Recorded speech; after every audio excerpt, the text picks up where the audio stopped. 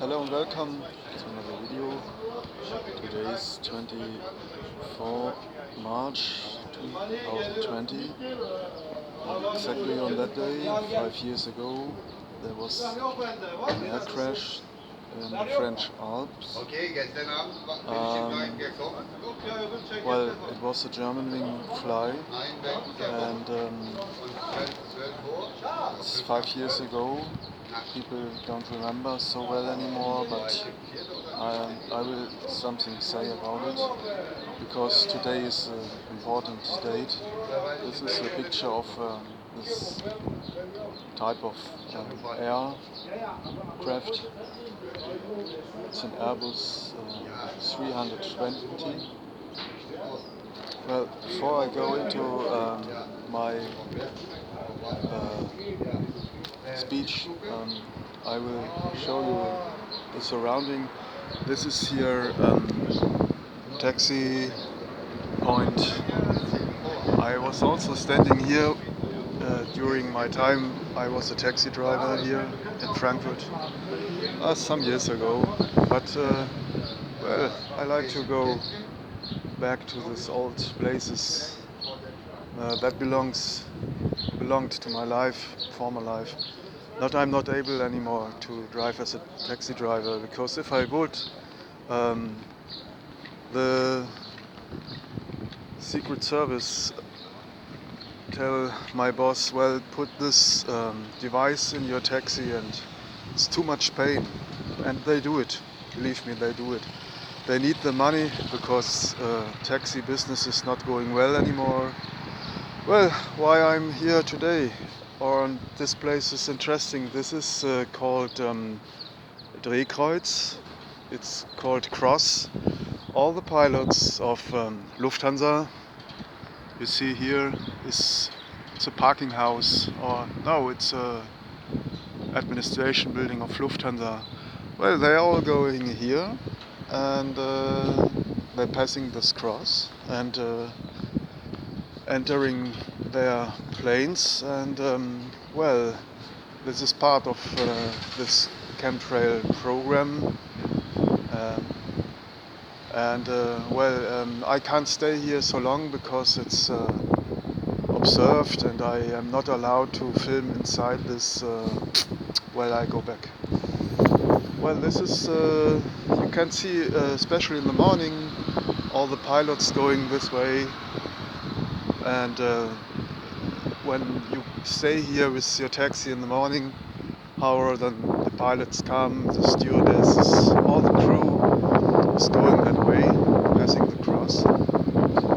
Well, let me go back to this table. They have a good coffee here. Well, I drank one, maybe 1 hour ago. This is my second speech. The first was in German and now in English. Well, I had already one, I don't want another one. So I go on with my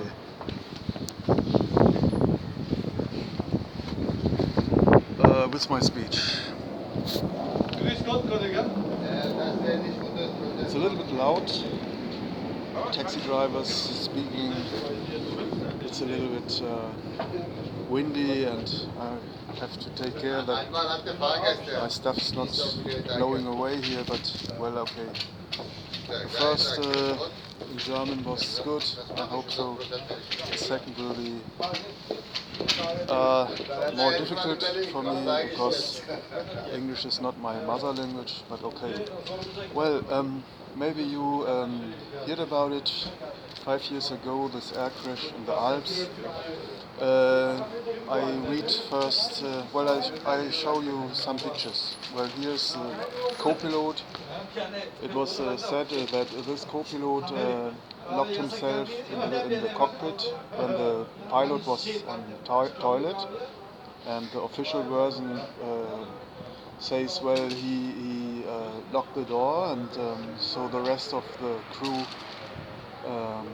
was not able anymore to go into the cockpit, and then he crashed the machine in the Alps.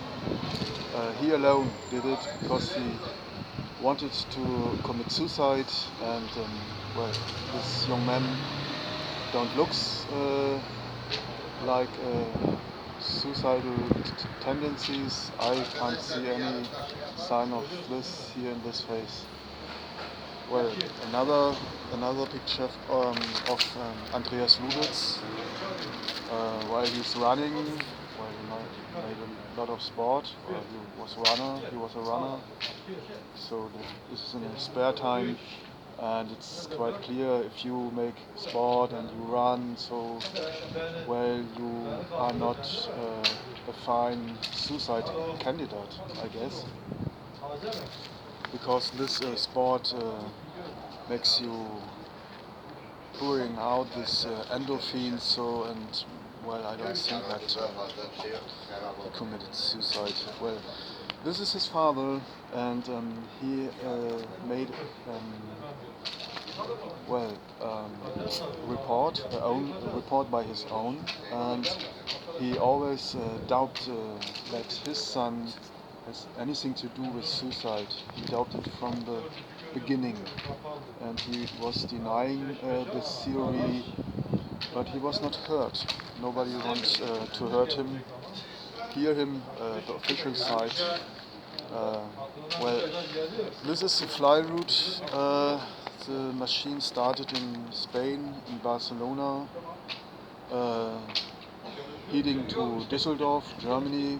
It's in the west of Germany, near Cologne, on the Rhine. Well, I don't know if you know this town, but it was not a long distance, only fly maybe 2 or 3 hours. Well, and it was at 10:53. The radar contact was gone, so that was the time when the plane crashed. So it was only maybe 52 minutes fly, and then it crashed into the Alps. The normal fly route goes direct, in a direct line. Usually you take the direct line, but this time it was a curve over the Alps. That is totally unusual. It's not normal that the plane goes over the Alps when there's a valley of Rhone, and you go with your plane over this valley. It's normal. And this plane went over the Alps. Well, there was also this drastic descent. The yellow line is the descent of this Germanwing plane on the 24th of March 2015. And normal descent is this. You see the channel here. This is a normal descent when the plane comes to an airplane and wants to land. And well, that plane went down very fast. Well, okay. The official version was like this: Germanwings fly 9525 was a scheduled international passenger flight from Barcelona airport in Spain to Düsseldorf airport, Germany. The flight was operated by Germanwings, a low-cost carrier owned by the German airline Lufthansa. The sign I showed already, this yellow. It looks like a condor. Did you know that Lufthansa before was Condor?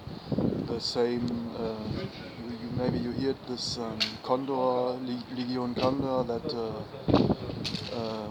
went down in this Spanish Civil War and bombed this marketplace on this small town in Spain.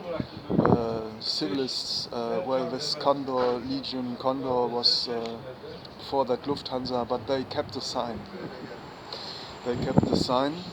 This flying Condor, and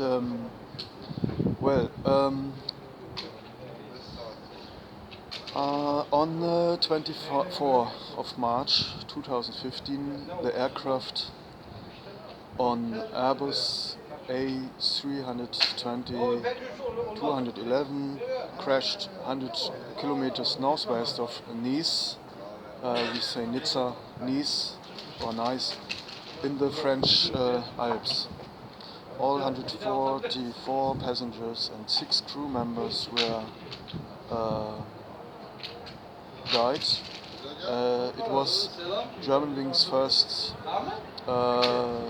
crash in the 18-year-old history of the company Germanwings. Well, it's a young company. It's a low-cost company. Like, there are also low-cost companies, cheap, because people have not so much money anymore. But the train was all right. It was from this plane type was from 1988, and there were never an accident with this Airbus. Airbus is quite sure, secure. It's the planes are. It's very seldom. This kind of crash is very seldom in this civil passengers. In the wartime there are more crashes, but now in these times, this crashes are very seldom. And so the investigation determined that the crash was caused deliberately by the co-pilot Andreas Lubitz shortly after reaching the fly attitude, and while the captain was out of the cockpit, he locked the door and initiated a controlled descent fly that caused this impact on the mountain in the Alps, French Alps. That was the official version, and the father of Andreas Lubitz always doubted this version, and he made an independent report, and I will read something from this report. Not too much, because I can't read all this stuff, it's too much. It goes also very in details, but the most important things I will read. So, point 1. As a result of the premature and incomplete dissemination of the initial unconfirmed and non-validated findings following a first superficial audio review of the cockpit voice recorder, as reported by the New York Times on the evening of 25 March 2015, investigations, criminal and civilian aircraft accident investigation, and evaluation of the cause of the crash, together with contributing factors, were thus irreparably contaminated from the beginning. Point 2. From civilian and criminal investigators, media reports and the victims' relatives, a confirmation bias emerged, which was contrary to an objective investigation and which preceded the requirement for the positive exclusion principle, virtually preventing an unbiased investigation. By focusing all investigations on the person of the co-pilot Andreas Lubitz, other aspects which might have contributed to the accident and might lie within the sphere of third-party responsibility were neglected or not even considered or investigated. It's a little bit loud here, I'm sorry, but I hope I will be understood clear. Point 6. From the final statement of the Düsseldorf public prosecutor, it can be seen that prosecutor Kumper, Mr. Kumper was the prosecutor in this trial in Düsseldorf about this Germanwings, right? So the prosecutor Kumper wished to discontinue the death inquiry and the other proceedings due to the pending relatives' legal advisors lawsuit initiated in summer 2016. As a result, Kumper decided at this time not to carry out further investigations. This is remarkable, especially as the file, which is more than 17,100 pages, had been sent in the form of a disk 2 months previously to the parties concerned in the proceeding, including joint plaintiffs. If one assumes an average reading speed of 2 minutes per page for a careful reading of a file, including documents in English, French, and Spanish language, one requires more than 570 hours, which is 71 8-hour workdays to read the file as a whole. So they were very quick. They didn't read the whole file. This is what is written here. Point 8. Several trials in Airbus A320 flight simulators, as well as in real A320s, have shown that from an ergonomic standpoint, it is impossible that a pilot can turn the rotary switch, well, it's a rotary switch, from 38,000 feet to 100 feet within 1 second, and to activate the mode. Well, I go a little bit further. We come to point 16. With regard to the data about the descent mode as recorded by the fly data recorder, there's a technical problem because both the flight mode and descent mode cannot be activated in one time.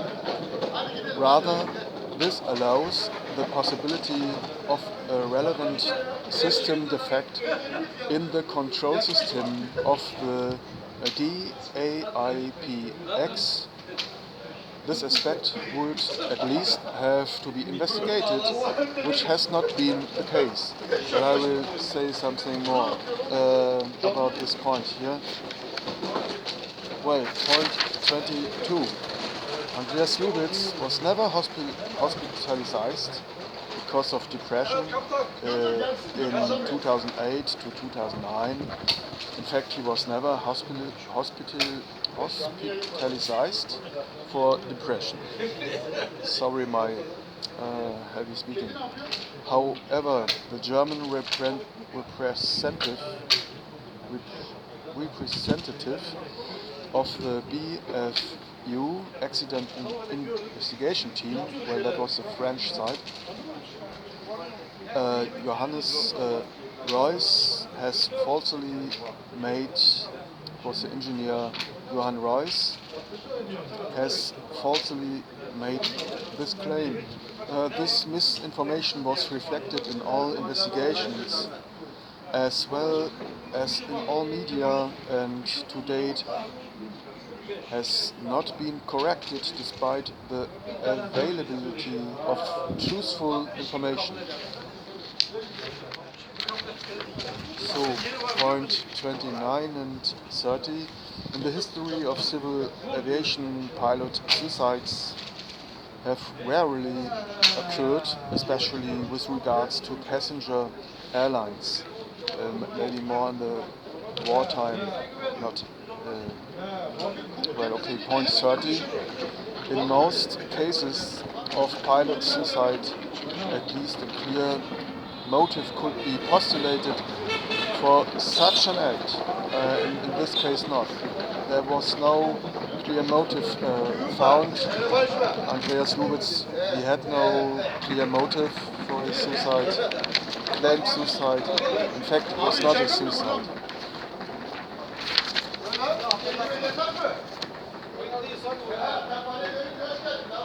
Well, this is Turkish. Many taxi drivers are Turkish.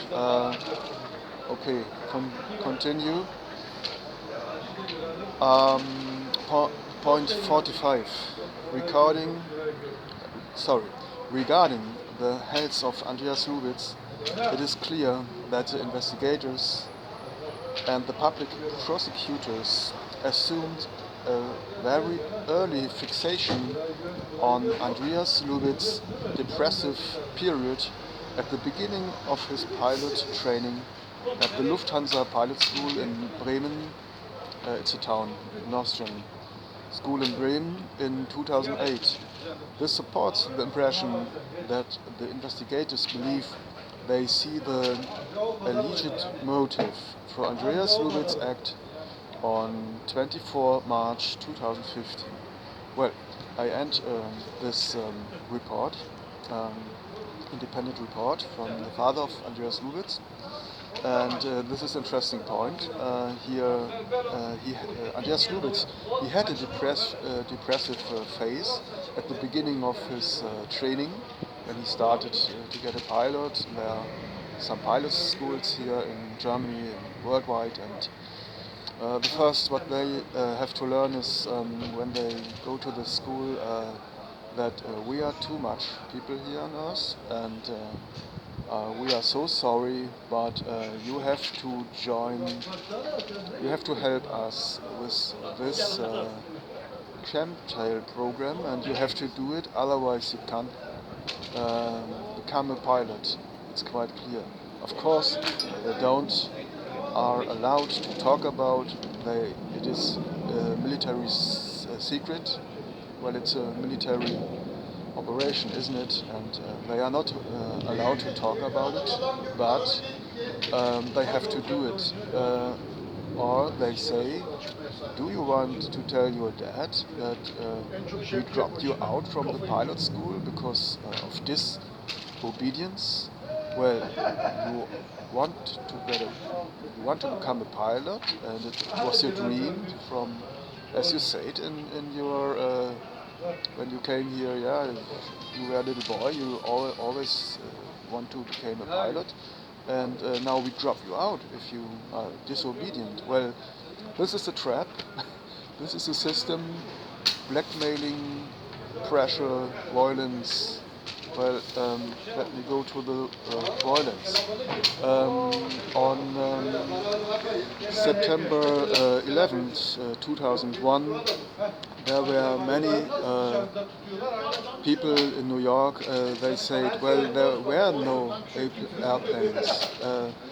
The pictures we saw in this television broadcasts and so on, well, there were airplanes, but it is quite easy to put a model in a film. You can make it with a. It is very simple. That can everybody. It is quite simple. Well, there was one sophisticated picture. There was an airplane going into this glass front, but as it turned out, there were two French programmers. They made this film by computer-based program, and there were many people in New York. They said, well, I haven't seen an airplane, and there was not a noise of an airplane. Well, they showed us there were two airplanes going into the towers, and if you really want to know what was happened, you will see the film of Dmitry Khalekov. He was a former atom weapon specialist from this Soviet Union. Well, he's Russian. Now he lives in Thailand, I guess not very well, because he got a lot of problems. They put him also in jail in a Thai prison. Well, and but I think he's still living in Bangkok. I hope he's well. He did a lot. He told all the truth what happened on the 9/11 day 2001. I can't go in detail now, but well, they wanted us. We have. Well, they wanted us to believe that there were airplanes, to give a reason why they put this system in every airline and every plane. Every plane that flies here on Earth has a program that the satellite can go into the cockpit and take over this fly, and the pilots can't do anything against it. It comes from the outside, and then the pilots they lose any power to take influence on the airplane. There's no way. And for me, it is quite clear that this was an example for every pilot in the world. You do this chemtrails, or we bring you down. It doesn't matter. We can take control in your cockpit, or we shoot you with air missiles, or with military planes like F-15, whatever they have. Well, it's quite clear. It was a message for all pilots. You join this program, or we shoot you down. And you don't have to shoot down every disobedient pilot. Well, I know they have problems. Well, they I mean, it's insane. Why should pilots poison their own families, the people they like? That makes no sense. And this is a system, blackmailing, death threat, and well, you don't have to shoot them down. You can take the Scala wave weapons when after the fly, they go to the hotel, and the secret services, they rent just a room above them when they have to sleep. Otherwise they can't fly anymore.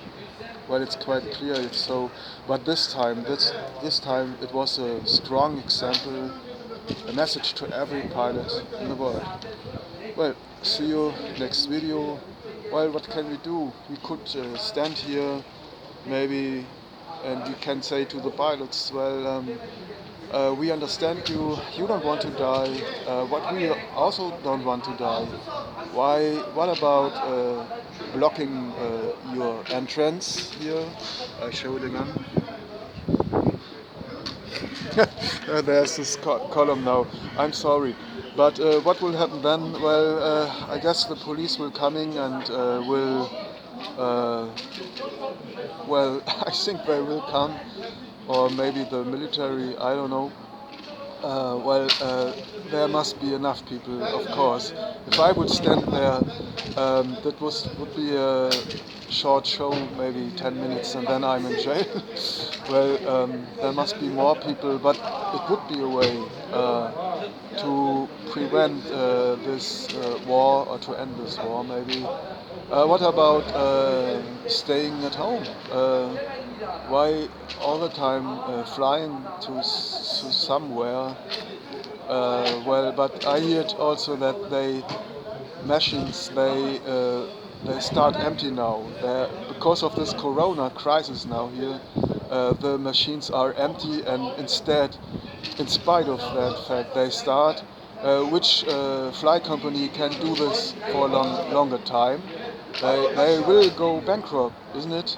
Well, you see, somebody has here his hands in the game. We say Hand im Spiel. Somebody is concerning, well, how do you say, conduct where, somebody conduct all this. It is quite clear a machine can't start empty. It's make no sense. Well, that's it for this video. See you next video.